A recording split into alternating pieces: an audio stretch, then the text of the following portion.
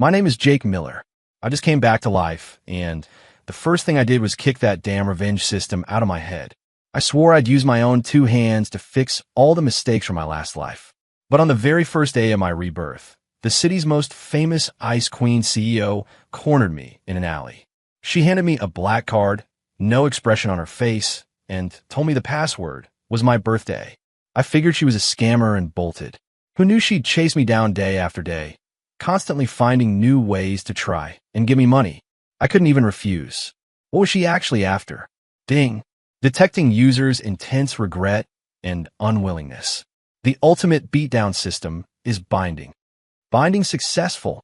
User Jake Miller. From today, you will embark on a path of conquering all, ascending to the pinnacle of the world.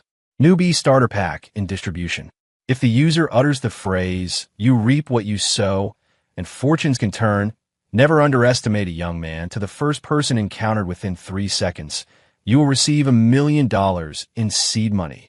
In a haze, I heard that voice, familiar yet somehow alien. In my last life, that voice had ruined me. It gave me seed money, made my investments a breeze, and let me easily get back at everyone who'd ever looked down on me. I drowned myself in the thrill of wealth and vengeance, but I overlooked the people who mattered most. I thought money could solve everything. But when my father's company was maliciously shorted and nearly went bankrupt, all the money I threw at it only accelerated its demise. When my mother fell critically ill, I flew in the best doctors from around the world, only to watch helplessly as she slipped away. It wasn't until the very end that I understood. This beat-down system had given me nothing but a poisoned chalice. It taught me how to win a fight, but not how to build, how to love. Before I died, my only thought was if I could do it all again, I'd reject this damned system. I'd rely on myself, honorably, to protect my family. And just like that, I was back. Back at 22, fresh out of college, before any of the tragedies had unfolded. User, please utter the phrase within 3 seconds. Countdown initiated. 3. My vision gradually cleared. I was at the familiar campus intersection, right outside the university gates. A girl in a blue dress was walking towards me, head bowed, engrossed in her phone. It was her. In my previous life, I'd said that cringy line to her. She'd looked at me like I was insane, and then $1 million had appeared in my bank account. 2. The system's irritating voice echoed in my head. I took a deep breath, and addressing the voice in my mind, I spoke each word, clear as a bell. Screw off. The system seemed to glitch. User, what did you say? System did not detect clear audio. I said, get out of my head. I repeated, my voice not loud, but every word carried an undeniable resolve. I don't need you. Warning. User is actively unbinding the system. You will permanently forfeit the opportunity to change your destiny. Confirm unbinding. Confirm. System unbinding. 10%. 50%. 100%. Unbinding successful. May you enjoy a mundane and unremarkable life. The cold voice finally vanished. The world instantly grew quiet. I let out a long, slow breath, feeling my entire soul relax. The sun shone down, warm and inviting. Even the air felt fresher. It felt so good, finally free of that system. I clenched my fists, feeling the strength of this young, vibrant body. This life, I, Jake Miller, would use my own hands to fix every regret. My immediate priority, prevent the crisis at my father's company. In my previous life, my dad's company, Oceanfront Industries, was maliciously targeted by competitors because of a new material patent called Starlight Alloy. Their cash flow dried up, and they ultimately went bankrupt. I knew that Starlight Alloy actually had a fatal flaw: irreversible structural degradation in high-temperature environments. If I could prove this, I could not only resolve the company's crisis, but also turn the tables on our rivals. To prove the defect, I need to rent a professional lab, buy a batch of raw materials for high-temperature and high-pressure testing. That would cost at least 200 grand. 200 grand. I patted my pocket. All I had was a crumpled $50 bill, left over from last week's spending money. Reborn and already facing a financial crisis. I felt a headache coming on, but I wasn't panicked. I remembered clearly that in 3 days, a small company called Dawn Tech would successfully get a patent for drone obstacle avoidance technology, and its stock price would skyrocket fivefold in a single day. All I needed was some seed money, even just 10 or 20 grand. With smart trading, that could turn into 100 grand in 3 days. But where would that first 10 or 20 grand come from? Lost in thought, I walked into a cafe by the university. It was quiet, a good place to think. I ordered the cheapest Americano and found a window seat. Just as I was about to mentally sort through all my potential money-making opportunities, a shadow fell over my table, carrying a crisp, elegant perfume scent. I looked up and saw a perfectly sculpted face. Flawless skin, sharp features, but her eyes were like chips of ice, devoid of any emotion. She wore an impeccably tailored white power suit, exuding an intimidating aura. Clearly, she was used to being in charge. I recognized her. Chloe Sterling, a campus legend, 2 years my senior, who'd started her own investment company right after graduation. In just 2 years, she'd become the infamous ice queen of the business world.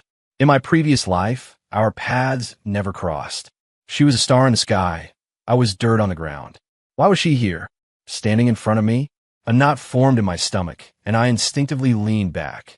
Chloe Sterling didn't speak, just watched me with those icy eyes. Her gaze was devoid of emotion, as if she were appraising an object. Her stare made my skin crawl, and I couldn't help but speak. "Chloe, everything okay?" She still didn't speak. She just reached out and placed a black card on the table, then said in a flat, even tone, "The password is your birthday." I froze. A black card? Password is my birthday? Was this some new scam? Or some rich lady's twisted game? I looked at the black card on the table, then at her perpetually icy face, utterly bewildered. "I don't get what you mean," I frowned. "Money." She uttered one word, concise and to the point. "I don't need it." I refused almost instinctively. I just kicked out one system, and now some mysterious woman was trying to give me money? What kind of crazy day was this? My refusal seemed to surprise her. Her frozen eyebrows shifted almost imperceptibly. "Take it." Her tone held an undeniable command. This made me even more vigilant, giving me money for no reason. And with that attitude, there was definitely a catch. I pushed the black card back, stood up. "Sorry, I don't need it. If you have nothing else, I'm leaving." With that, I walked around her and quickly left the cafe. I didn't look back, but I could feel that cold gaze fixed on my back. I only relaxed once I was a good distance away. This Chloe Sterling was too strange. I shook my head, pushing the matter aside. The priority was still to make money. After much thought, the only person I could borrow money from quickly was my best friend, Matt Rodriguez. His family was well off, and he was generous. Borrowing 20 grand shouldn't be an issue. I pulled out my phone, about to call Matt, when an unknown number called. I answered casually. "Hello, Jake Miller." A cold female voice came from the other end. It was Chloe Sterling. My heart skipped a beat. "How did you get my number?" "It's me, Chloe Sterling." She seemed to know my confusion. "Where are you?" "Why would I tell you?" I retorted warily. There was a few seconds of silence on the other end. Then she said, in a tone that sounded almost like she was gritting her teeth, "I need to give you money." Me? Is this woman crazy? I hung up without hesitation and blocked the number, all in one go. The world was quiet again. I found Matt's number and dialed. It rang for a long time before he picked up. The background noise was chaotic like a noisy bar. "Yo, Jake, what's up?" Matt's booming voice came through. "Where are you?" "Where else but the dive? Graduation party. We're not leaving till we're wasted." "Where'd you run off to?" "Get over here." Then I remembered. Tonight was our class's graduation party. In my previous life, I hadn't gone because I was in a bad mood. "I've got something to do, so I won't be able to make it." I paused, then said, Tank, are you good for some cash? Could you lend me 20,000? I'll pay you back next week." 20 grand? What do you need that much for?" Matt paused. "Is something wrong with your family?" "No, I just need it for something." "All right. My man needs it, so it's happening. But I don't have that much cash on my card. My dad froze my account. Come to the dive. I got a few buddies here. We can pull it together. It'll definitely be enough." "Okay, I'll be right there." I hung up, relieved. The money problem finally had a lead. The dive wasn't far from the university. I got there in about 10 minutes. Just as I reached the entrance, a white Maserati screeched to a halt in front of me. The car door opened, and Chloe Sterling stepped out. She had changed clothes, a black dress that made her skin seem even paler, her aura even colder. But her face wasn't great. There was a hint of unhidden fatigue and irritation. She walked up to me and, without a word, shoved a thick envelope into my arms. 200,000 cash. Her voice was still icy, but it seemed to carry a trace of imperceptible pleading. Take it. I held the heavy envelope, utterly bewildered. Chasing me down just to give me money? And 200,000 in cash. What exactly did this woman want? I hugged the heavy envelope, feeling like I was holding a hot potato. Chloe, what exactly do you want? I frowned, trying to discern something from her stoic expression. To give you money. Her answer was still so simple and direct, yet utterly incomprehensible. Why? No reason. This conversation was impossible. I felt like I was talking to a pre-programmed robot. I can't take your money. I handed the envelope back to her. We're not close. I can't just take money for no reason. Chloe didn't take it, just looked at me, and for the first time, her beautiful eyes showed an emotion called confusion. She seemed to utterly not understand why anyone would refuse free money. Just as we were at a stalemate, a few people came out of the dive, led by a red-faced, obviously drunk Matt. Jake, you finally made it. Matt's words caught in his throat. His gaze fell on Chloe beside me, and his eyes widened instantly. Chloe Sterling. The few classmates behind him also saw Chloe, and they all froze, mouths agape, unable to speak. Chloe Sterling was a legend at school, and after graduation, she became a rising star in the business world. To us, still ungraduated students, she was like someone from another world. And now, this legendary figure was practically accosting Jake Miller, the most ordinary guy in our class, right outside the dive. Matt's gossip-loving soul ignited. He leaned in, nudged my arm with his elbow, and whispered conspiratorially, Dude, what's going on? When did you hook up with Chloe Sterling? I rolled my eyes at him, annoyed. Don't talk nonsense. Saying that, I tried to force the envelope back to Chloe again. Chloe, I really can't take this money. Please take it back. Chloe's brow furrowed even deeper. She seemed to be enduring some pain, her face even paler than before. You have to take it. Her voice held an undeniable command. I said I don't want it. My patience was wearing thin. Just then, a snide voice came from nearby. Well, isn't that Jake Miller? What? No money after graduation, so you're trying to snag a sugar mommy here. I turned to see a slick-haired young man in designer clothes, looking at me with a sneer. Brad Thorne, our class president, and one of my nemeses in my previous life. He was always flaunting his family's money at school and constantly butted heads with me. Before I could say anything, Matt exploded. Brad, watch your mouth. Jake's not like that. Oh, really? Brad laughed exaggeratedly. Then what's he doing? Practically hugging the CEO, discussing academic papers. A few of his cronies laughed along. I couldn't be bothered to waste words on people like him, so I just gave him a cold look. That look only seemed to egg Brad on. He walked up to me and reached out to grab the envelope from my arms. Let me see. How much did the sugar mommy give you? Enough to last you the rest of your life. I dodged his hand, my eyes narrowing. My business is none of yours. How can it be none of mine? Brad's smile grew wider. We're classmates, after all. If you're really being kept, it makes our whole class look bad, doesn't it, Ms. Sterling? The last part was directed at Chloe, his tone full of fawning. Chloe's gaze never fell on Brad. She just looked at me, or rather at the envelope in my arms. Her face grew worse and worse, even breaking out in a fine sweat on her forehead. Take it, she said again, her voice now trembling slightly. My heart stirred. She seemed afraid of something, afraid that I wouldn't take the money. A ridiculous thought flashed through my mind. Did she have something on me? Impossible. This was our first proper meeting today.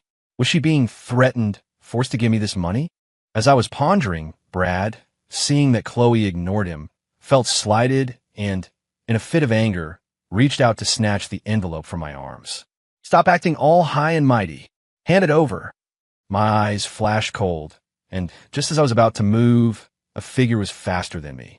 Chloe suddenly stepped forward and grabbed Brad's wrist. Her movement was incredibly fast. I didn't even see how she did it. Ah! Brad screamed, his face contorted. Ow, ow, ow. Let go. Let me go.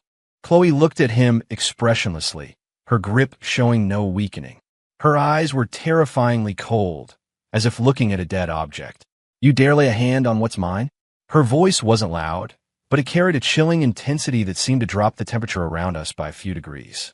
Matt and his classmates were stunned. No one expected this seemingly cold and slender CO to be so fierce. Brad was practically in tears from the pain, begging, "I'm sorry, Ms. Sterling, I'm sorry. I'll never dare again. Please let go." Chloe snorted, and with a flick of her wrist, threw Brad aside. Brad stumbled back a few steps, landing on his backside, looking at his swollen wrist with terror, not daring to say another word. Chloe didn't even glance at him again, turning back to me. "Now, will you take it?" I looked at her pale face and those stubborn eyes, and the absurd thought in my mind grew clearer. She wasn't trying to give me money. She had to give me money.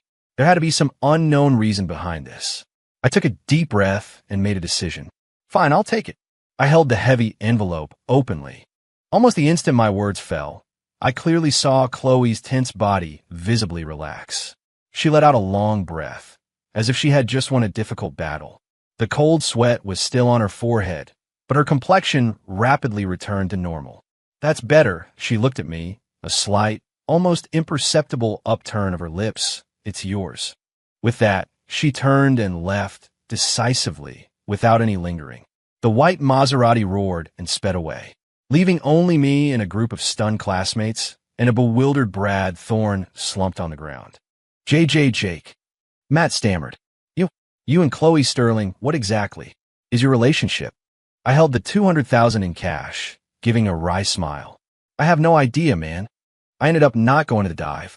Matt saw me holding $200,000 in cash and absolutely refused to let me enter such a sketchy place. He personally escorted me to the bank, watched me deposit the money into my card, then pulled me to a nearby bubble tea shop, eager for gossip. So, spill it, what's going on?" He ordered a full sugar bubble tea, gulped down half of it, and wiped his mouth. "I told you, I don't know," I shrugged helplessly. "Oh, come on." Matt looked unconvinced. "Chloe Sterling, she's like an untouchable goddess. She wouldn't just chase you around to give you 200 grand for no reason. Do you think I'm stupid? You two definitely have something going on." He lowered his voice, leaning in. "Spill it. Did you do something to her?" I almost spat out my bubble tea. Can't your brain think of something normal for once? "Then tell me what happened." I rubbed my temples, a headache forming. "What happened? I want to know too." Chloe's behavior today was bizarre in every way. From forcing the card on me at the cafe to chasing me to the dive with cash, especially that look of relief after I took the money.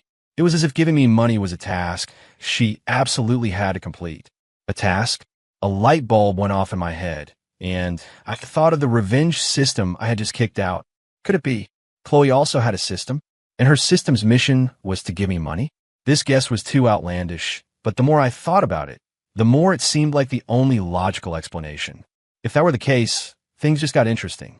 "Joe, thinking hard there, buddy." Matt's hand waved in front of my face. "Nothing." I snapped back, deciding not to tell him my crazy theory just yet. "All right, well, if you've got money, I'm relieved." Matt clapped me on the shoulder. "But you're a real piece of work, not even telling your best friend you hooked up with Chloe Sterling." "I told you, it's not what you think." I mumbled, too tired to explain again.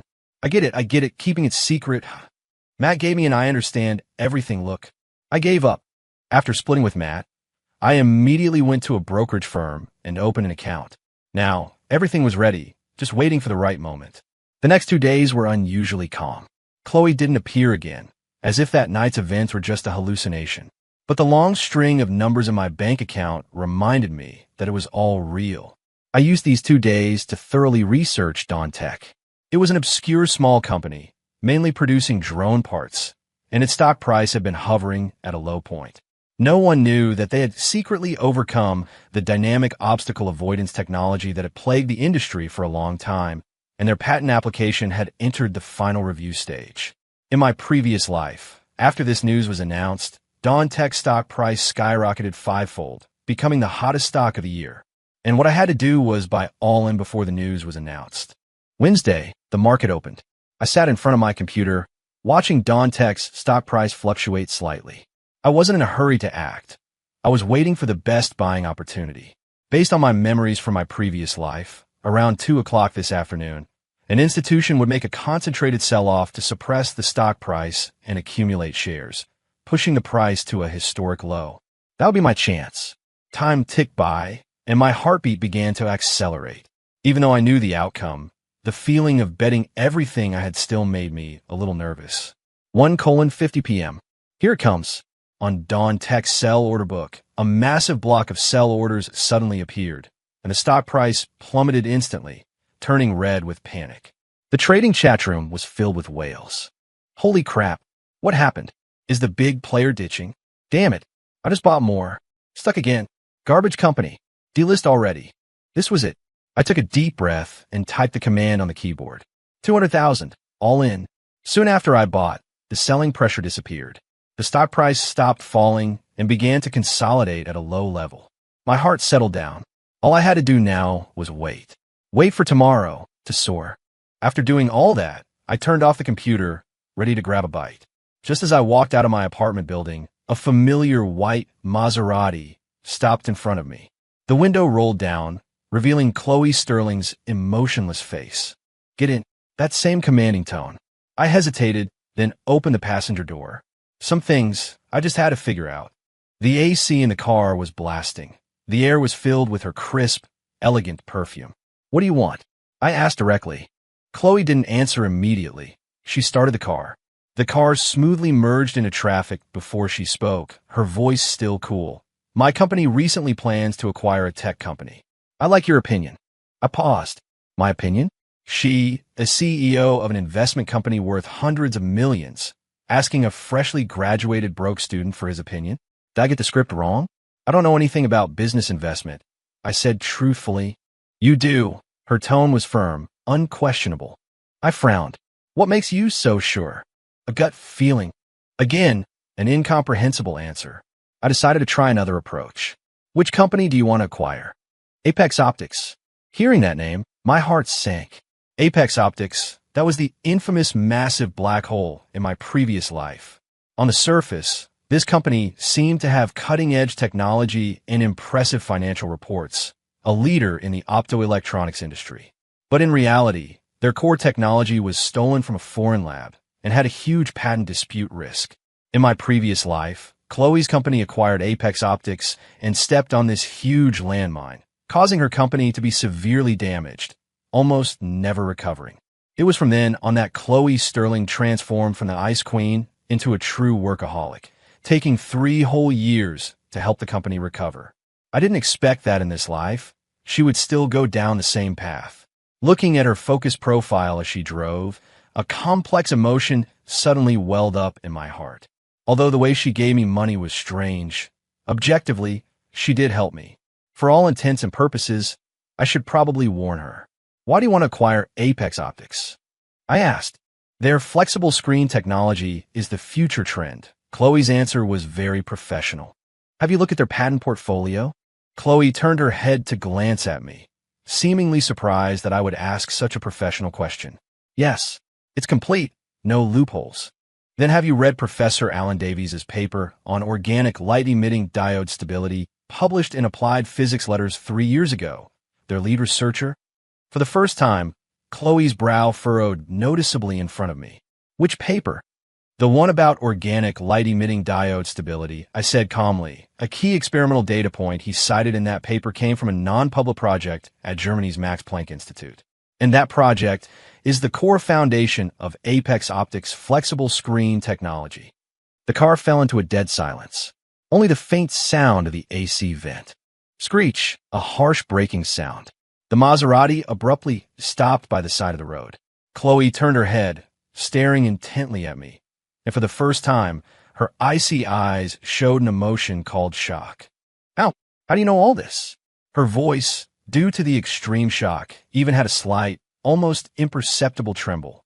Of course, all this was business confidential information that had been repeatedly reported in the news after Apex Optics' downfall in my previous life. But right now, of course, I couldn't say that. I met her shocked gaze, giving a knowing, somewhat mysterious smile. I just guessed. You guessed. Chloe's expression was like she'd heard the funniest joke of the century. She stared at me, her gaze so sharp it felt like it was trying to pierce through me. The journal, the professor's name, the research area, even the foreign institute. You call that a guess? Her voice was filled with disbelief and even a hint of anger. I shrugged, looking innocent. Sometimes my gut feeling is just that accurate. I obviously couldn't tell her I was reborn. Saying something like that would just make me sound crazy. Letting her misunderstand me as a hidden genius was better than being thought a lunatic. Chloe didn't speak, just looked at me directly. The atmosphere in the car solidified for a moment. I could feel that she was in a fierce internal struggle. A queen of the investment world, an elite who valued data and logic above all else, was now having her foundations shaken by a seemingly absurd gut feeling. That feeling must have been truly uncomfortable. After a long while, she restarted the car, but didn't say a word. The car drove all the way to an apparently expensive upscale bistro. After parking, she unbuckled her seatbelt and said to me, "Get out." Her tone was still cold, but seemed to lack a bit of its former forcefulness. I followed her into an elegant private room. The dishes were served quickly, all exquisite and carefully prepared, but I wasn't really in the mood to taste them. Chloe didn't pick up her chopsticks either, just poured herself a cup of tea, then looked at me. "What do you want?" she asked suddenly. "What?" I didn't react immediately. "You gave me this information. What do you want in return?" she asked directly. In her world, everything was a transaction. Information naturally had a price. I smiled. "I told you, I just guessed. Believe it or not, it's up to you. I don't need anything in return." My words again plunged her into silence. She picked up her teacup, took a small sip, her eyes flickering, lost in thought. I knew she was starting to overthink things again. A normal businesswoman, upon receiving a business secret potentially worth hundreds of millions, would immediately try to capitalize on it. But I acted so nonchalantly, as if I'd just casually mentioned a trivial matter. This abnormal behavior, to her, must have been full of deep meaning. Who exactly is he? He easily pointed out a fatal flaw that even my team hadn't discovered, yet he says it was just a guess. He refused my money, yet gave me information capable of derailing a major acquisition, asking for nothing in return. This makes no sense at all, unless he's not an ordinary person at all. He's testing me. Yes, he must be testing me. Testing my vision, my scope, whether I'm worthy of his investment. Although I couldn't hear her thoughts, I could almost guess her internal monologue at this moment. After all, I'd seen too many bossy CEO falls for me dramas and novels in my previous life. Except now, the scripts for the male and female leads seemed to be reversed. Sure enough, she put down her teacup, and the look in her eyes changed. If before it was scrutiny and confusion, now it carried a hint of, "I understand." She nodded, her expression serious. "This time I owe you one." "Me?" "See?" She figured it out herself again. The meal ended in this strange atmosphere. Chloe dropped me off at my apartment building. Before I got out, she handed me a business card. "If you need anything, you can always reach me." Her tone was unusually serious. I took the card. It had only a name and a phone number, very simple design. "Okay," I nodded. Watching the Maserati disappear into the night, I chuckled, holding the business card. Things were getting stranger and stranger. But it was good. A powerful ally was better than fighting alone. The next day, the stock market opened. I didn't pay attention to Dawn Tech anymore, focusing entirely on my father's company, Oceanfront Industries. Sure enough, just like in my previous life, shortly after opening, a negative news story about a technical flaw in Oceanfront Industries' new material, Starlight Alloy, quickly spread online. The company's stock price immediately dropped. I immediately called my father. On the other end, my father's voice was full of fatigue and anxiety. "Dad, I heard about the company." "Jake, don't worry. These are minor issues. Dad can handle it." My father was still trying to comfort me. My heart ached. In my previous life, he said the same thing. But in the end, to save the company, he pleaded everywhere. His hair turned white overnight, and he still couldn't reverse the defeat. "Dad, do you trust me?" I took a deep breath, asking in a low voice. My father paused. "Silly boy, of course, I trust you." "Good." I said, "Now I need you to do two things.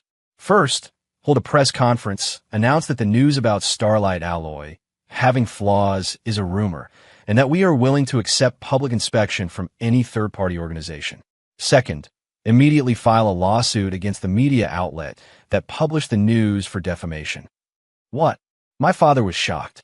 "Jake, are you crazy? The flaw in Starlight Alloy isn't big, but it does exist.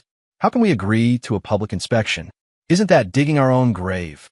Dad, listen to me. I lowered my voice, speaking with unquestionable authority. Starlight Alloy has no flaws at all. The flaw is in the batch of defective imitations produced by our competitor, Skirich Solutions. They released this news to short our stock and then acquire us at a low price. A long silence followed on the other end. I could imagine my father's shocked expression. Jake, how do you know all this? Don't worry about how I know, I said. You just need to know that this is our only chance to counterattack. Dad, trust me. Another silence. After a long while, my father finally said in a trembling voice, Okay, son, I trust you. I hung up the phone, looking at the continuously falling stock price on my computer, my eyes turning cold. Skirich Solutions, Brad Thorne's father, Arthur Thorne's company. In my previous life, they were the ones who used such despicable means to destroy my family. In this life, I will make you pay with blood. As I was contemplating my next move, my phone rang. It was an unknown number. I answered, and a polite, yet slightly nervous male voice came through. May I speak with Mr. Miller? This is Jake. Who is this? Mr. Miller. Hello, I'm Ms. Sterling's assistant, Daniel Chun. Chloe's assistant? What did he want with me? Mr. Miller, it's like this. Daniel's tone grew more respectful. Ms. Sterling asked me to inform you that she has terminated the acquisition of Apex Optics. And she had people investigate Professor Alan Davies, as you mentioned, and found that he indeed has an unusual connection with Germany's Max Planck Institute. My heart skipped a beat. Chloe Sterling's efficiency, it was that strong? In just one night, she had already found the evidence? Ms. Sterling said she owes you one, Daniel continued. She said you seem to be experiencing some trouble recently. So, she wanted to ask if there's anything she can do to help you. I looked at the glaring red curve of Oceanfront Industries on my computer screen, a slight smile playing on my lips. Just when I needed a pillow, someone delivered it. Chloe Sterling's favor came at the perfect time. Yes, I said, I need you to do something for me. Mr. Miller, please tell me. As long as we can do it, we'll go through hell and back. Daniel's voice was so excited it almost cracked. I could imagine him on the other end, pumped up. After all, in their eyes, I was that mysterious guru whom even Chloe Sterling had to revere.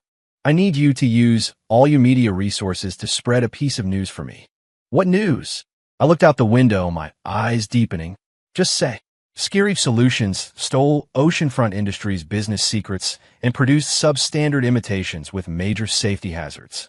I want this news to spread throughout the entire industry before 3 o'clock this afternoon. Daniel on the other end gasped. Mr. Miller, are you sure? Daniel's voice was full of shock. This is commercial defamation. Without evidence, Skirich Solutions could sue us into bankruptcy. Who said there's no evidence? I retorted calmly. There's evidence. Daniel was stunned. The evidence. They will deliver themselves, I said mysteriously. In reality, I had no substantial evidence. All I had were memories from my previous life. I knew that Skirich Solutions, in order to rush production, cut corners on that batch of imitation Starlight Alloy, and under high-temperature testing, the flaws would be more than 10 times worse than our original. And my father's recently announced acceptance of public inspection was a clever trap. Skirich Solutions, to completely crush US, would definitely seize this opportunity to tamper with the inspection, replacing our samples with their problematic imitations. And what I had to do was stir the pot beforehand, making them panic. Of course, I wouldn't explain all these complex calculations to Daniel. In their eyes, my persona was mysterious guru. Gurus don't need to explain. Do as I say, I said in an unquestionable tone. If any problems arise, I'll take responsibility. Daniel on the other end fell silent. I could feel his hesitation and struggle. This was no small matter. A slight misstep could plunge Chloe Sterling's company into massive legal disputes. Just as I thought he was about to refuse, he suddenly took a deep breath and said in an incredibly firm tone, Okay, I understand, Mr. Miller. I'll get right on it. I was a little surprised. I didn't expect him to actually agree. It seemed Chloe Sterling had done quite a bit of brainwashing last night. I hung up, a deeper smile playing on my lips. Having an ally with a maximum overthinking capacity certainly made things twice as easy. 2:00 p.m. News about Skirich Solutions stealing business secrets and producing unsafe counterfeit products began to flood the internet. Chloe Sterling's company indeed had immense power. In just an hour, this news topped the headlines of major financial sections. Skirich Solutions' stock price plummeted. I could almost imagine Arthur Thorne's furious reaction in his office. He must have been utterly bewildered, wondering why. Just as he made his move, he was countered with the same tactic. He'd be even more confused why Chloe Sterling, usually neutral in the business world, would suddenly get involved to help our obscure little company. He must be in a complete panic, utterly clueless. And that's exactly the effect I wanted. I refreshed Dawntech's stock price. Sure enough, after the market opened in the afternoon, the positive news was released and the stock price skyrocketed, hitting the limit up. My 200,000 had now turned into 400,000. Everything was proceeding smoothly, according to my plan. I was in a great mood, humming a little tune, and decided to go out for a nice meal to treat myself. Just as I walked out of my apartment building, a familiar white Maserati, one I didn't want to see but expected, stopped in front of me. Chloe Sterling leaned against the car door, still in her sharp white suit. She saw me, said nothing, just opened the passenger door. I resignedly got in. Today's events, that was your doing? She asked as she drove. Which one? Skirich Solutions. More or less, I answered vaguely. She turned her head, giving me a deep look. You seem to always be able to predict everything. Her voice held a trace of inquiry. I told you, it's a gut feeling. I trotted out my pre-prepared excuse again. Chloe fell silent. I knew she didn't believe me, but she couldn't find any evidence to refute me.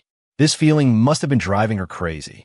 Seeing that rare crack in her perpetually icy facade, I actually felt a strange sense of satisfaction. Aren't you afraid of offending Skirich Solutions by helping me so much? I asked deliberately. Just a company on the verge of collapse? Nothing to be afraid of. Her tone was as flat as if commenting on the weather. That kind of boldness, truly befitting a queen of the business world. Are you so sure Skirich will collapse? I am. She looked ahead, her gaze firm. Because I trust your judgment. My heart skipped a beat. Trust my judgment?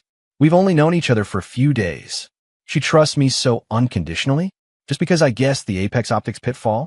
This woman's thought process really isn't like a normal person's. Or rather, she's completely bought into my mysterious guru persona. Oceanfront Industries' public inspection is set for tomorrow afternoon, she suddenly said. The location is the State Product Safety Board. Skirich Solutions will definitely send people. I know. What do you need me to do? She asked. I looked at her serious profile and suddenly felt like teasing her. You don't need to do anything. I mimicked her usual calm tone. Just enjoy the show. Screech, another sudden break. My body lurched forward from the inertia, almost hitting the windshield. I turned to her, annoyed. Can't you drive properly? Chloe ignored my complaint, just stared intently at me. Her eyes filled with complex emotions. Shock, confusion, and a hint of hurt. Why, she asked. Why what? Why won't he let me help? Her voice even had a slight, almost imperceptible sniffle. Do you think I'm useless? I froze. Hurt. The Ice Queen, Chloe Sterling. Feeling hurt? This doesn't fit the picture. I looked at her slightly reddened eyes and suddenly realized I might have overplayed my hand. In her mind, my mysterious guru persona, not letting her get involved, was a dismissal of her abilities. It was a slight against her as a follower. Oh man, had her overthinking capacity reached such an extreme level? I rubbed my temples, a headache forming. Communicating with an overthinker like this was exhausting. That's not what I meant, I sighed, softening my tone. What I meant was this is a small-time situation. You don't need to get personally involved. I tried to salvage the situation. Sure enough, hearing my words, her eyes brightened. Small-time situation? Yes, I said, biting the bullet and continuing to act cool. Why use a sledgehammer to crack a nut? Chloe looked at me, her eyes growing brighter and brighter, like Columbus discovering a new continent. A suspicious blush even appeared on her icy face. Understand, she nodded emphatically, her voice filled with excited realization. You want me to conserve my strength, to prepare for more important battles ahead. Me? Fine. If you say so, then it is so. I gave up struggling, leaning back in my seat, feeling utterly drained. When would this constant charade of acting cool ever end? The next day, at the State Product Safety Board, my father, a few key technical personnel from the company, and I arrived early. Many media reporters were present, surrounding us with their cameras, the atmosphere tense. Skirich Solutions, led by Arthur Thorne himself, with a group of lawyers and technical staff behind him, all looked grim, clearly bringing trouble. He saw me, his eyes dark with malice, as if he wanted to devour me. Yesterday, Skirich Solutions stock hit its limit down, losing over $100 million in market value. He naturally blamed me for this. I met his gaze, unafraid. The game had just begun. This public inspection was entirely handled by the State Product Safety Board, ensuring fairness and impartiality. Technical personnel from both sides, witnessed by the media, jointly sent the sealed samples of Starlight alloy into the high-temperature and high-pressure testing chamber. Everyone's eyes were focused on the display screen outside the testing chamber. It showed the material's performance data in real time. Time passed minute by minute. An hour later, the test concluded. The director of the Product Safety Board, holding a newly printed report, walked to the front. He cleared his throat and spoke into the microphone. To all media friends and guests, the test report for Oceanfront Industries' Starlight alloy material is out. Everyone held their breath. Arthur Thorne's lips curled into a smug, cold smile. He seemed to have already envisioned Oceanfront Industries' downfall. However, what the director said next instantly froze the smile on his face. According to the test results, the Starlight alloy material, under high temperature and high pressure conditions, maintains stable performance metrics, fully meeting national standards, and does not have the major safety hazards mentioned online. Whoosh! The scene erupted in an uproar. Reporters' flashbulbs flashed frantically. Impossible! Arthur Thorne cried out, snatching the report from the director's hand, staring intently at the data, his face filled with disbelief. This is absolutely impossible. Mr. Thorne, it's in black and white. Why impossible? My father said with a cold laugh. You cheated. You must have swapped the samples beforehand. Arthur Thorne roared, pointing at my father in a frenzy. Mr. Thorne, you can't just throw around accusations like that. I stepped forward, walking up to him, my voice not loud, but clearly audible throughout the venue. The samples were randomly selected from a sealed storage, and the entire process was supervised by media and public notaries. How could we swap them? Then, Arthur Thorne was speechless. Instead, Mr. Thorne, I changed my tone, my gaze sharp. Why are you so certain that Starlight alloy material must have problems? Arthur Thorne's face instantly turned ashen. I just believe the rumors online. He still tried to argue. Oh, really? I sneered. I, on the other hand, think it's because you're too confident in the batch of imitations your own company produced. You're talking nonsense. A hint of panic flashed in Arthur Thorne's eyes.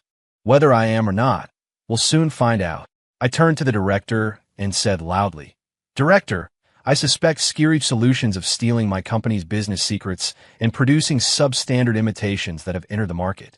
I hereby request a mandatory inspection of Skirich Solutions' similar products. My words were like a bombshell, exploding among the crowd. Everyone's eyes were fixed on the pale-faced Arthur Thorne. You're slandering us. Arthur Thorne roared, furious and flustered. Whether it's slander or not, wouldn't an inspection tell us? I pressed on. Mr. Thorne, do you dare? Arthur Thorne was forced back, sweat pouring down his forehead. He didn't dare. Of course, he didn't dare. Because he knew better than anyone that his batch of imitations couldn't withstand inspection. Seeing his flustered look, I knew my plan had succeeded. I had spread the news beforehand, muddling the waters, making him think we would also tamper with the inspection, just like him. So, the samples he brought today to expose us were precisely his own problematic imitations.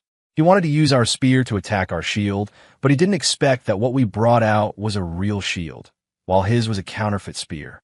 Now, he was caught between a rock and a hard place, unable to advance or retreat. This show was getting better and better. Just then, the doors of the venue suddenly opened. A group of uniformed business regulatory enforcement officers walked in. The middle-aged man leading them, with a serious expression, showed his identification. We are from the City Business Bureau, responding to a report suspecting Skirich Solutions of unfair competition and producing counterfeit products. Arthur Thorne, please come with us to assist with the investigation. Arthur Thorne's legs gave out, and he almost collapsed to the ground. He knew it was all over. As he was being led away, he shot me a venomous look. That look seemed to say, I'll haunt you even after I'm dead. I didn't care. In my previous life, you pushed me into the abyss. In this life, I'm just putting you back where you belong. As the commotion died down, reporters swarmed my father. Mr. Miller, what are your thoughts on Skirich Solutions' actions? Mr. Miller, what are Oceanfront Industries' next plans? My father, his face flushed with excitement, and, at my signal, calmly announced to the cameras, Oceanfront Industries will formally file a lawsuit against Skirich Solutions. The trumpet of counterattack officially sounded at that moment. I quietly slipped out of the crowd and walked outside the venue. A familiar white Maserati was parked quietly under the shade of a tree not far away. The window rolled down, revealing Chloe Sterling's cool face. She looked at me, her eyes holding a sparkle I had never seen before. It was a look mixed with admiration, curiosity, and fanaticism. Why use a sledgehammer to crack a nut? She repeated my words from yesterday, a faint but genuine smile gracing her lips. Understand. Me? Great. She understood again. I sighed and opened the car door, getting in. Now, can you tell me what you're really after? I decided not to beat around the bush and asked directly. This mystery had to be solved today. Chloe looked at me, silent for a moment, then, in a voice more serious than I had ever heard, said, You. My heart skipped a beat, and I almost choked on my own spit. You're after me? Yes, she nodded. I want you to be my. She paused, seemingly searching for the right word. My heart sank. No way. Was this really going to be a cliché, bossy CEO falls for me drama? I wasn't mentally prepared for this. Just as I was overthinking, she finally found the word. Be my mentor. Me? Mentor? What the heck? Mentor? I rubbed my ears, wondering if I'd misheard. Yes, mentor. Chloe's expression was one I'd never seen before. Serious and reverent. I want to ask you to guide me. I looked at her face, filled with eagerness to learn, and felt my worldview was severely impacted. The plot development had completely exceeded my understanding. Why? I asked with difficulty. Because you're strong. Chloe's answer was simple and direct. Your vision, your strategy, your methods, they're all far superior to mine. The Apex Optics pitfall, the Skirich Solutions scheme, every step you calculated with incredible precision. You're like a prophet standing in the future. Her eyes, as she looked at me, shone with astonishing brightness. I want to learn from you. I opened my mouth, but not a single word came out. How was I supposed to explain it to her? My so-called prophet was just a cheater in an open book exam. My so-called strategy was just rewalking the path she and others had already taken in my previous life. But could I say any of that? No.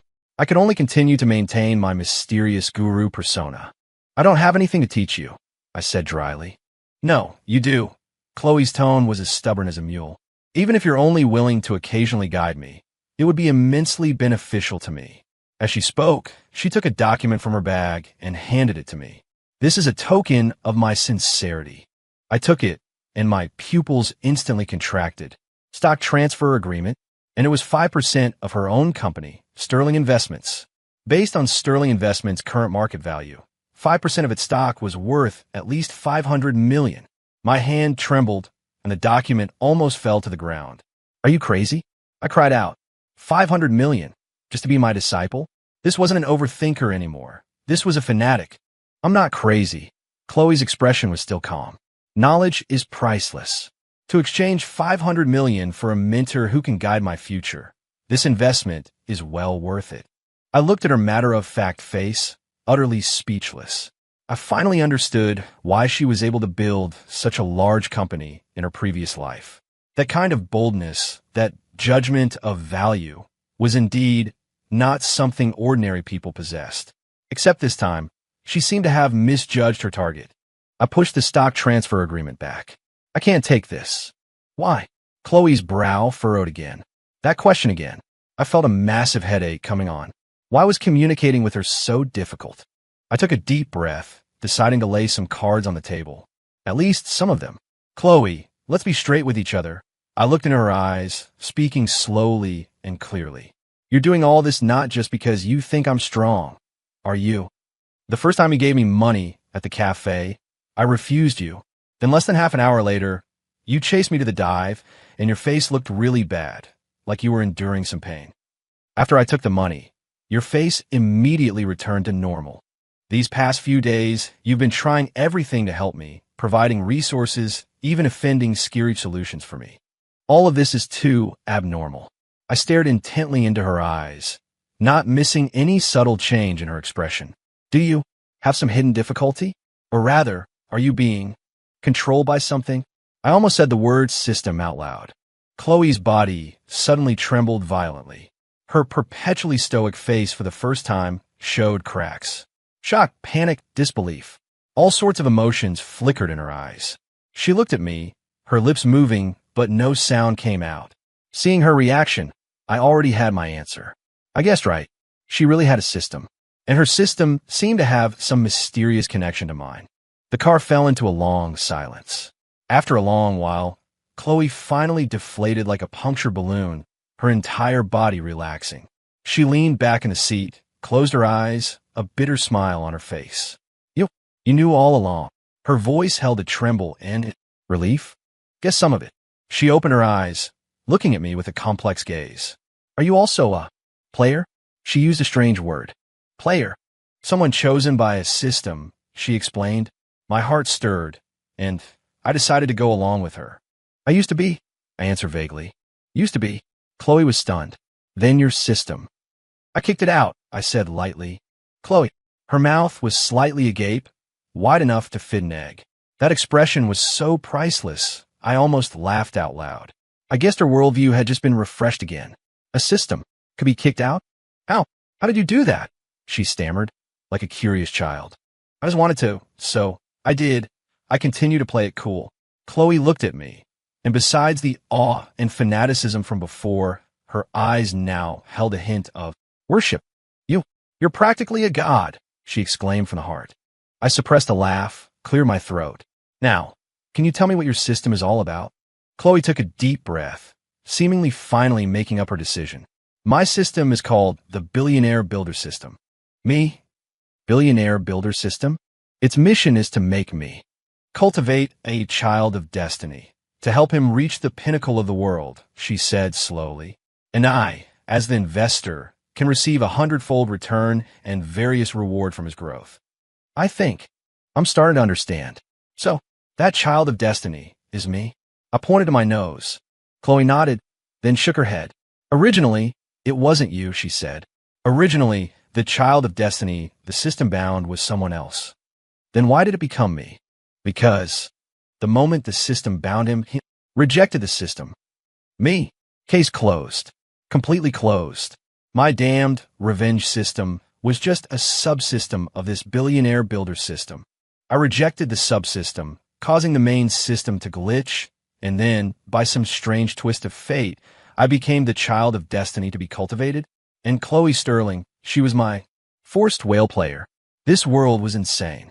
I looked at the Ice Queen in front of me, her face full of helplessness, and suddenly felt a little sorry for her. So, you have to give me money, help me succeed, otherwise your system will punish you. Chloe nodded silently.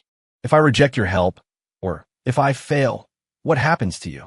The system will deduct my assets and even eliminate me. Her voice was low and hoarse. I gasped. That harsh. I finally understood why she was so persistent about giving me money, why she was so afraid of me rejecting her. We were both in the same boat now. I looked at her, and she looked at me. Our eyes met, and the atmosphere suddenly became a little subtle. So, I broke the silence, asking tentatively, "You're now my exclusive whale player?" Chloe's face flushed instantly, from her earlobes all the way down to her neck. A hint of embarrassment and panic flashed in her cold eyes. She no longer dared to look at me. You can think of it that way. She turned her head, looking out the window, her voice barely a whisper. I looked at her, seeing this stark contrast to her usual aloof queen image. In my heart, I actually found it a little cute. I couldn't help but smile. All right, I get it. I straightened my face, putting away my smile. Since we're in a partnership now, some things will be easier. I pushed the stock transfer agreement back again. I can't take this. But, let me finish, I interrupted her. I don't need your shares. What I need are your resources and connections. We are equal partners, not boss and subordinate, and certainly not master and pet. Chloe's body trembled slightly. She turned her head, looking at me again, her eyes now holding something different. Then, how do we cooperate? A foxy smile spread across my lips. It's simple, I said. From now on, you're in charge of funding, and I'm in charge of making you soar. After dealing with Skirich Solutions, my father's company finally got back on track. And I, using the first pot of gold I earned from Dawn Tech, dominated the stock market. With my memories from my previous life, I accurately seized one opportunity after another. In just half a month, the funds in my account snowballed from $400,000 to $5 million. This speed of making money felt almost magical even to me. And Chloe Sterling, ever since that day we laid our cards on the table, became my most loyal partner. She no longer tried to force money on me in various ways. Instead, she set up a special project team, fully managed by her assistant Daniel Chun, on standby 24/7 to provide me with any resources I needed. If I wanted to research a company, Daniel would dig up their entire history within half an hour, compiling it into a PowerPoint presentation for me. If I needed data for a certain industry, he could give me an analysis report more detailed than a professional agency's within an hour. This feeling of having a God mode perspective was simply amazing. Of course, I didn't forget my duties as a mentor. I would occasionally casually reveal future business trends to Chloe, such as the rise of ride-sharing apps, the explosion of short-form video, the wave of artificial intelligence. Each time, Chloe would treat it like a treasure, immediately organizing her team to research and strategize. Her system also gave her generous rewards because of my God-tier predictions. In these past 2 weeks, her company's market value didn't fall, but rose, even surpassing its peak before the failed Apex Optics acquisition. We had formed a strange, symbiotic relationship. One day, I was at home researching the next hot stock when I got a call from my mom. "Jake, come home for dinner tonight. I made your favorite pot roast." "All right, Mom." "Oh, and bring your girlfriend with you." I almost spat out my water. "Mom, what girlfriend? Still playing coy?" My mom laughed heartily on the other end of the phone. "Your dad told me all about it. That girl who helped you out last time, so pretty and capable, named Chloe Sterling, right?" "Me? I forgot about that. Last time at the product safety board, to shut Arthur Thorne up, I impulsively said Chloe was my girlfriend. I didn't expect my dad to actually believe it and tell my mom. "Mom, that was a misunderstanding." "What misunderstanding?" "Your dad saw it himself. That girl picked you up in a fancy car. She was so good to you." My mom didn't believe me at all. "All right, it's settled then. You have to bring her home tonight. Otherwise, don't even think about coming home." With that, she hung up with a click. I held my phone on the verge of tears. What was I going to do now? Ask Chloe Sterling to pretend to be my girlfriend? Are you kidding me? She was the high and mighty Ice Queen. Even though she was now my whale player, her pride was still there. Asking her to play this kind of charade with me, she'd probably turn me into an ice sculpture. I paced around the room, frowning for a long time, and finally bit the bullet and dialed Chloe Sterling's number. The call connected quickly. "Hello," her cool voice came through. Chloe, are you free tonight?" I asked cautiously. "Something up?" "Yeah, just a small favor. I was hoping you could help me with." "Spill it." "It's just, my parents misunderstood that you're my girlfriend, and they want me to bring you home for dinner tonight." I blurted it all out in one breath, then held my breath, awaiting judgment. A long silence fell on the other end. I could even hear her faint breathing. Oh no, she must be mad. Just as I was about to apologize and say I was joking, she suddenly spoke. "Okay." I was stunned. "What did you say?" I said okay, she repeated. "What time? Where?" I was completely bewildered. She actually agreed? Just like that? This didn't fit her persona. Could it be? Her system had given her some weird task again? Like experience a couple's life? Or something? Just. Tonight at 7, and my place, I stammered, giving her the address. "Got it." With that, she hung up. I held my phone, unable to process it for a long time. I just had a feeling. Something wasn't quite right. Around 6:30 that evening, I got home early. My mom was busy in the kitchen, and my dad was reading the newspaper in the living room. Seeing me come back alone, he frowned. Where's Chloe? Why didn't she come back with you? Her company had an emergency. She'll be a little late. I quickly lied. Oomph. I knew you were unreliable, my dad glared at me. Just then, the doorbell rang. My mom immediately rushed out of the kitchen, wiping her hands, saying, "It must be Chloe. Go open the door." I braced myself, walked over, and opened the door. Standing at the door was Chloe Sterling in a black dress. She seemed to have made a special effort to dress up today, with light makeup, which softened her usual sharp edge, giving her a more gentle look. What surprised me even more was that she was carrying large bags of gifts, fancy gift baskets, gourmet coffee, and even a massage chair that looked quite expensive. Me? Was she here to meet the parents? Did she have to be so professional? Hello, Mr. and Mrs. Miller. I'm Chloe Sterling, Jake's girlfriend, she said, and a smile, though a bit stiff, but definitely practiced, appeared on her face as she sweetly greeted my parents. My parents were instantly charmed by her polite and sensible demeanor, their eyes narrowing into joyful slits. Oh dear, you didn't have to bring so many things. You're too kind. My mom warmly pulled her inside, pushing me aside. Come sit, come sit. Jake, really, making you come so late? Are you starving? My dad also put down his newspaper, smiling as he poured her tea. Watching Chloe, surrounded by my parents, looking a little unnatural but still trying her best to smile, I felt like this world was becoming more and more surreal. Dinner was a nerve-wracking affair. My mom kept piling food onto Chloe's plate until it looked like a small mountain. Chloe, dear, eat more, you're so thin. Chloe, how did you and our Jake meet? Chloe, when are you two planning to get married? I almost choked on my soup. Married? Mom, you're moving too fast. I was about to explain, but Chloe cut in, smiling. Mrs. Miller, we met at a business networking event. I think Jake is very talented, very insightful, the most special man I've ever met. She said this while also giving me an affectionate glance.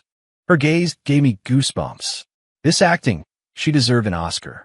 As for marriage, she paused, a hint of shyness on her face. We're still young. We want to focus on our careers first. But I'll listen to Jake. After saying that, she looked at me again, her eyes seeming to say, "See, I did well, right? Praise me."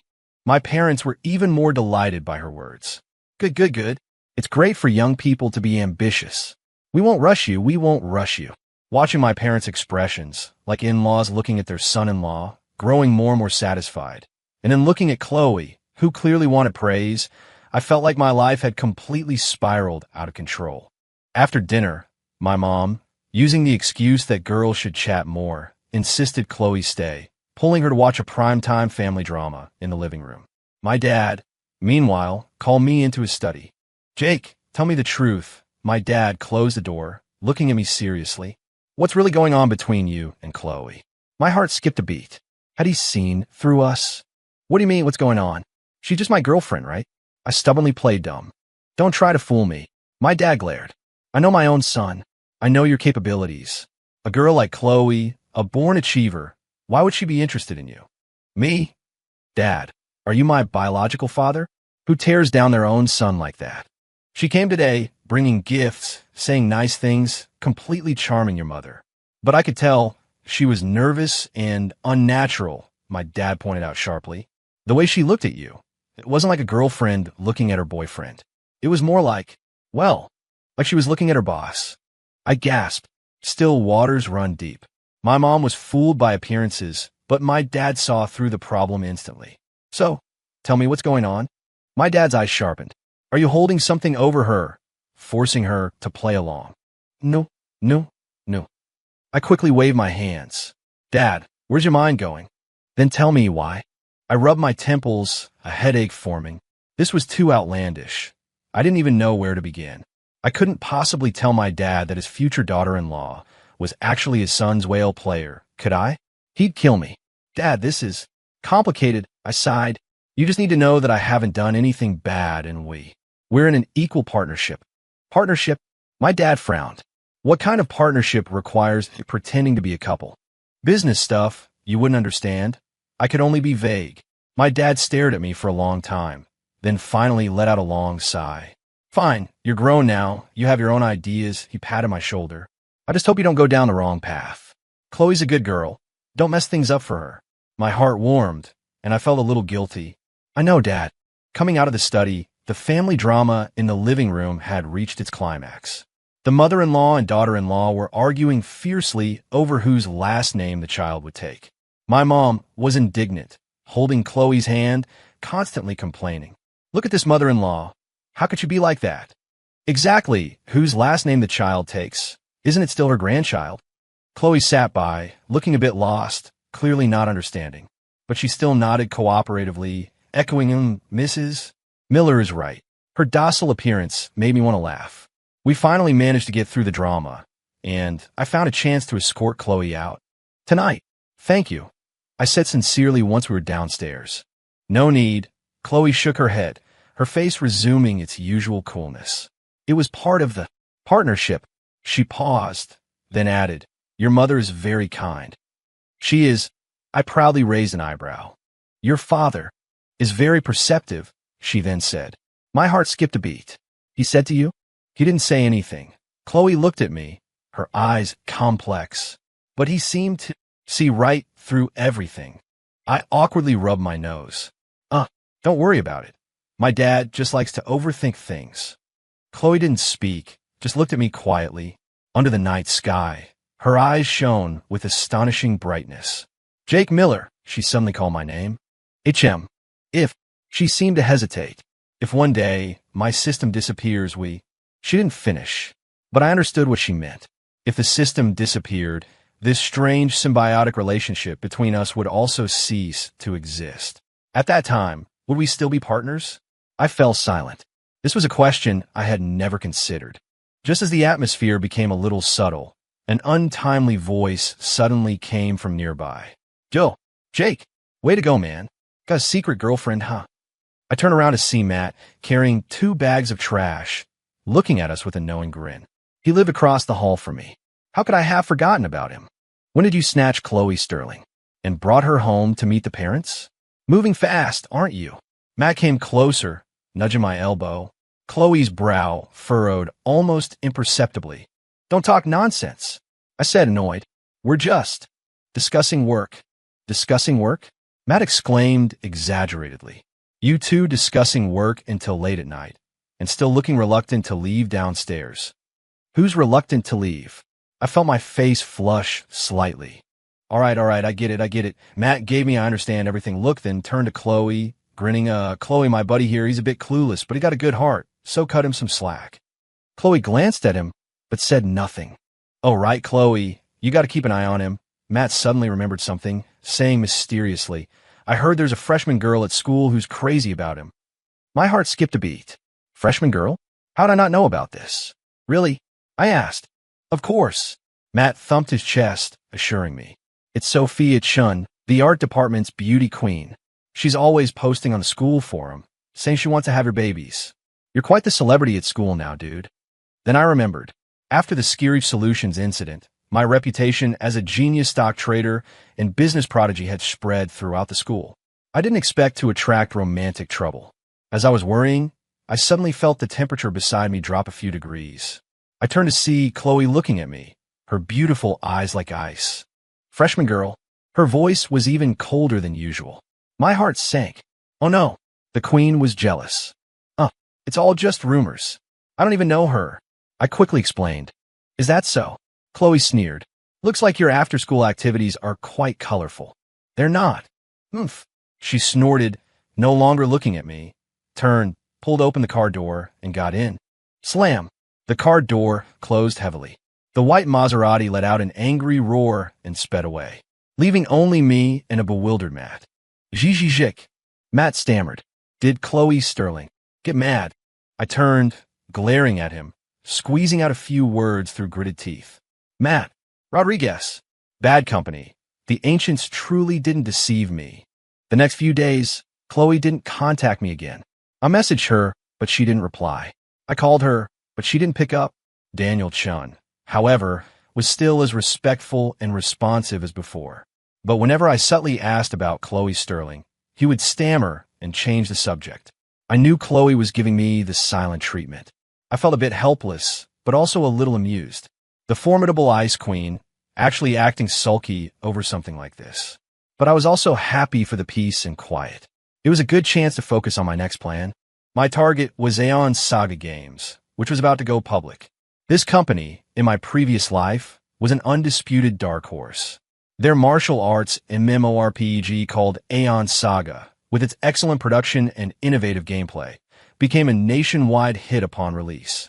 The company's stock price also soared 20-fold after going public, and I knew that this company was currently facing severe funding problems, desperately needing an angel round of investment to complete the game's final development and promotion. I intended to make that investment, and I wanted to secure the controlling stake. That day, I arranged to meet Kevin Lee, the founder of Aeon Saga Games and a young programmer, at a coffee shop near the university. Kevin looked quite disheveled, with heavy dark circles under his eyes, messy hair, and wearing a faded plaid shirt. He seemed a little nervous when he saw me. Are you Mr. Miller? I am. I nodded, gesturing for him to sit down. I pushed the investment proposal I had prepared across the table to him. I want to invest in your company. Kevin's eyes immediately lit up. He eagerly picked up the proposal, and when he saw the investment amount, his hands began to tremble. $10 million? Yes, I said calmly. But I have one condition. Name it. Not just one. You can have 10.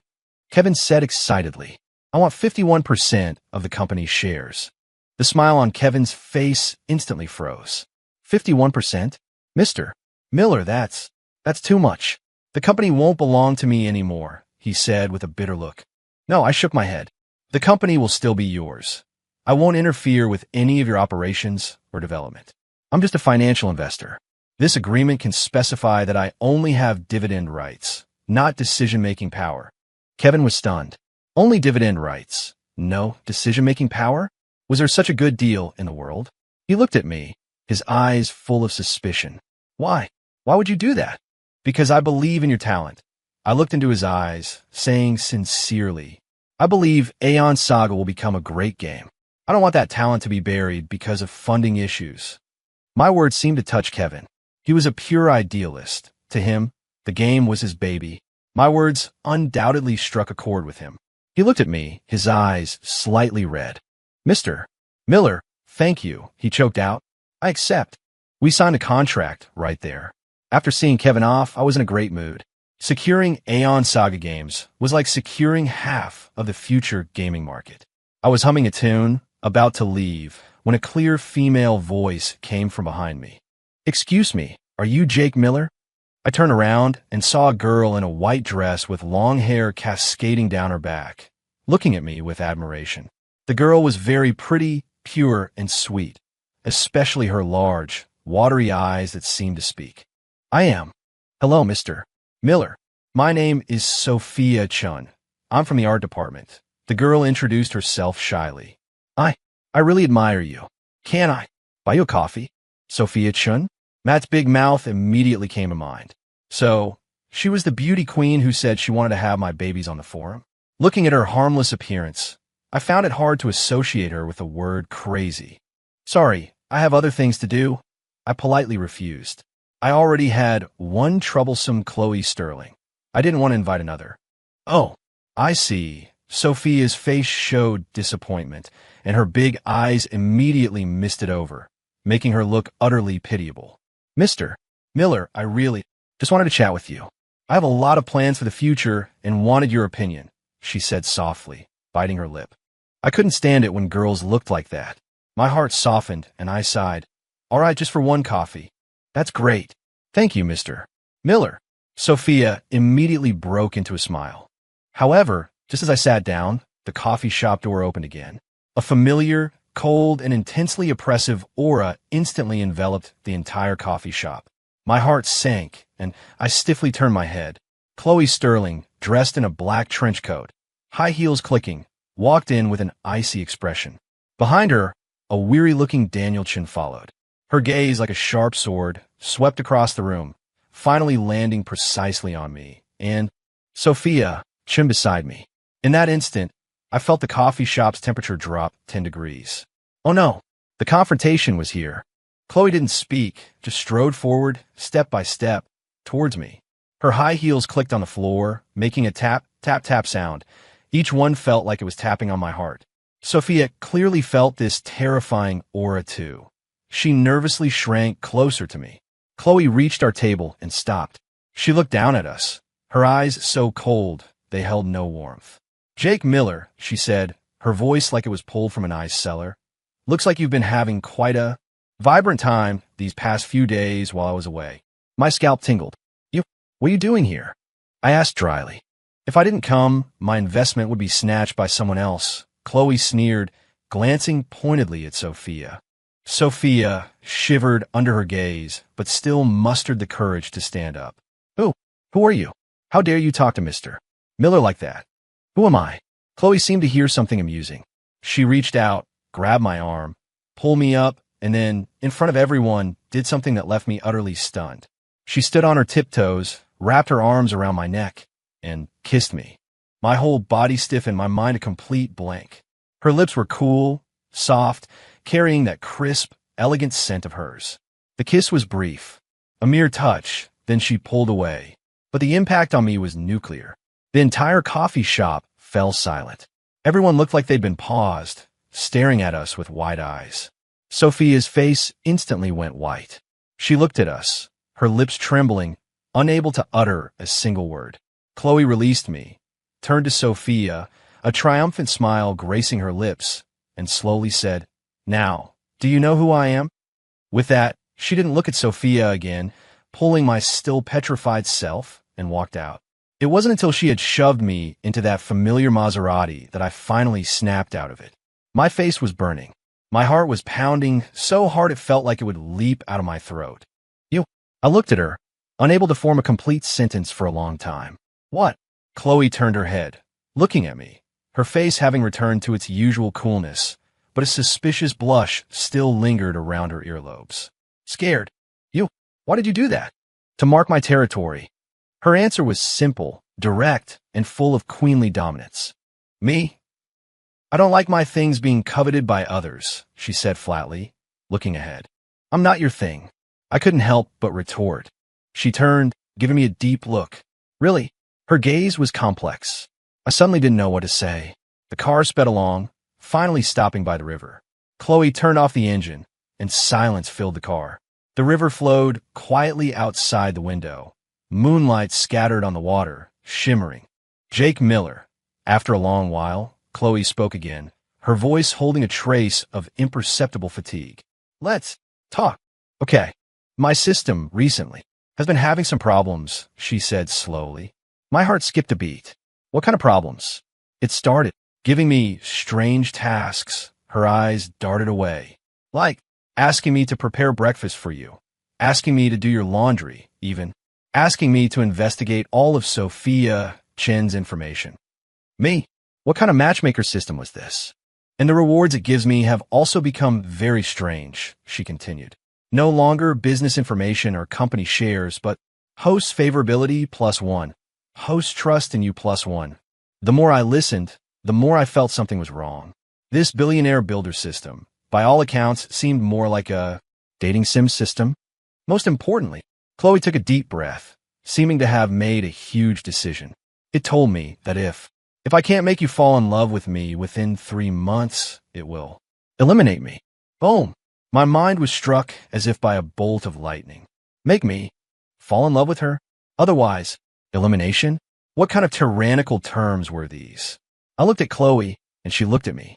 Her eyes no longer held their usual coolness and pride, only helplessness and a hint of pleading. I suddenly understood why she had suddenly appeared today, why she had acted so impulsively. She was afraid of losing this only chance. My heart felt a sharp pang. This woman, all this time, had acted so strong, so omnipotent. I had almost forgotten that she was also just a pitiful person bound by a system. Everything she did was just to survive. So, I said with difficulty, "Today, you were completing a mission." Chloe's body trembled slightly. She didn't answer, but her silence said it all. A sudden surge of nameless anger welled up in my heart. Not at her, but at that damned system. How dare it so wantonly manipulate a person's fate and emotions? Jake Miller, Chloe's voice trembled. I know this is a huge ask, but I don't want to die.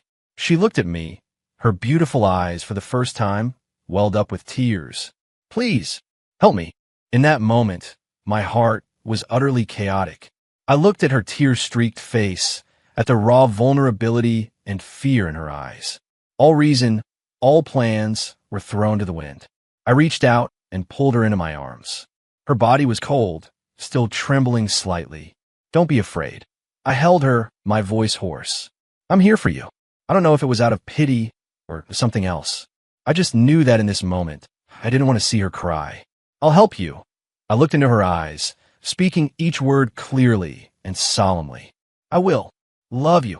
As I said the words, I will love you, I clearly heard a mechanical prompt in Chloe's mind. Ding.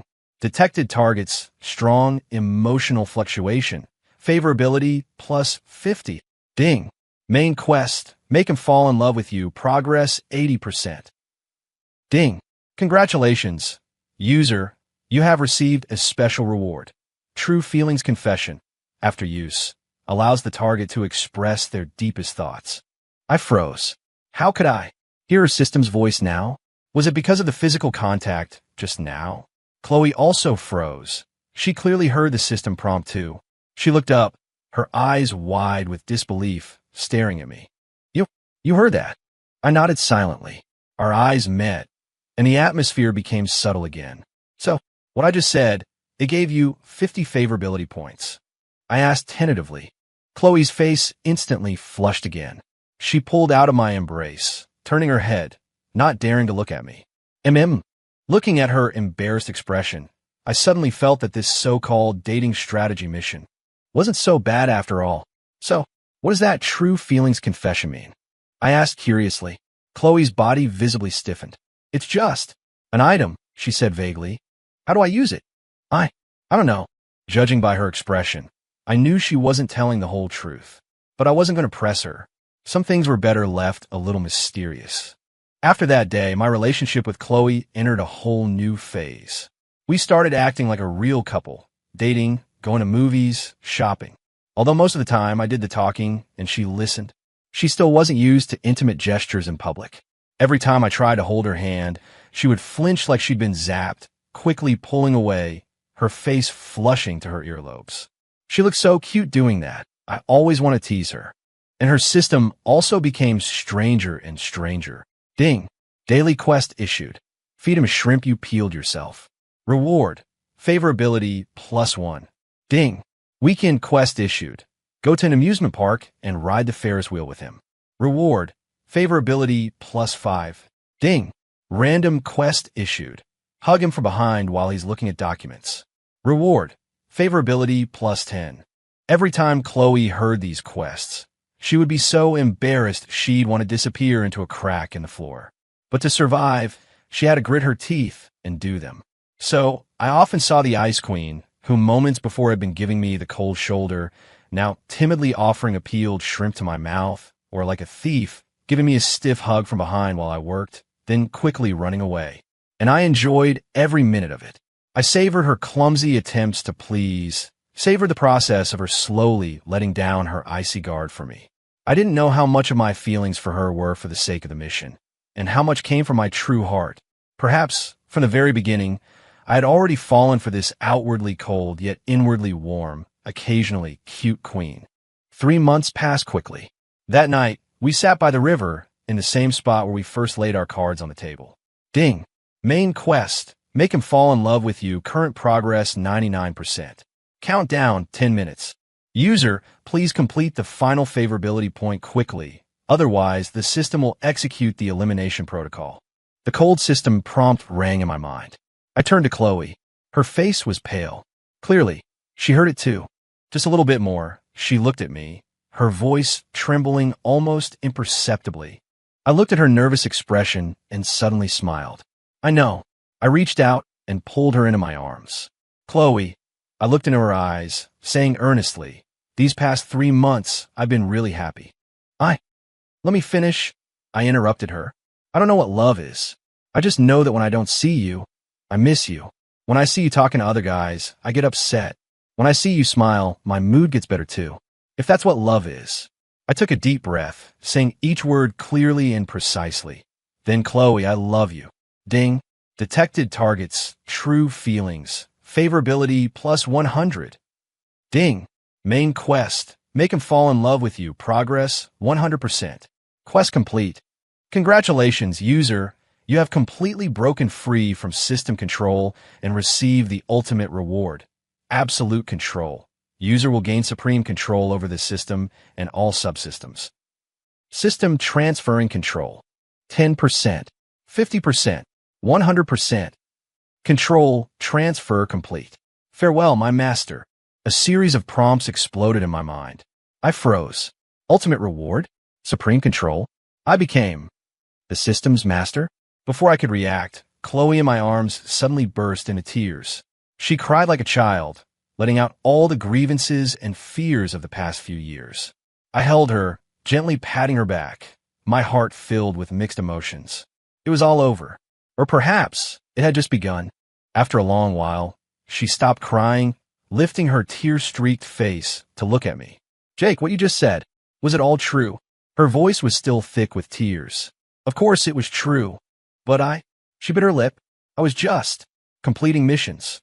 I know. I smiled, gently pinching her nose. But the smile at the corner of your mouth when you fed me shrimp was real.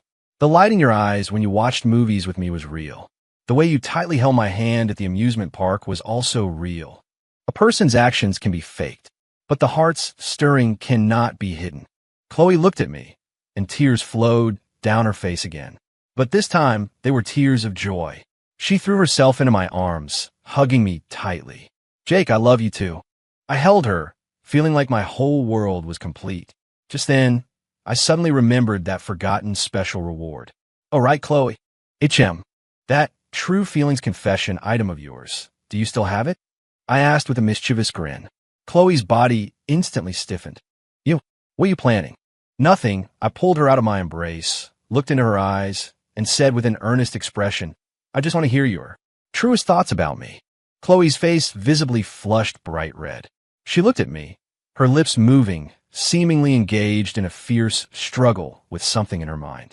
Finally, as if giving up resistance, she closed her eyes and, throwing caution to the wind, loudly declared, I want you to take me home right now, and then pin me down on the bed and kiss me hard. Me. The world suddenly became very quiet. The river wind blew. I looked at the woman in front of me, her face flushed crimson, dying of shame, yet uttering such audacious words. I couldn't help but burst out laughing. Okay. I leaned in close to her ear, whispering in a voice only we could hear. As you wish, my queen.